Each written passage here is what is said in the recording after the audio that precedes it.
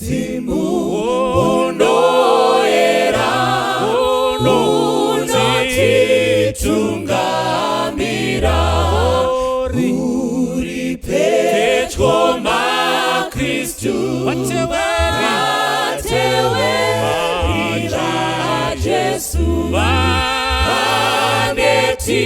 vanofara zimu unodaidza vafambi uya titewere kumusha unesu sesenguva unoda kubatsira usati tisiyeteka tiri kufamba mdima dambudzo rino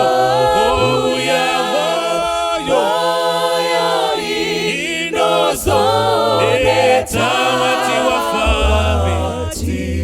wati wafambi uya titewere kumusha apo edu mazuva emabasa apera asiku kunozosara kuyendako kudenga kufunga emazita kuti Yesu tanyorwa wati wafambi uya titewere kumusha kufunga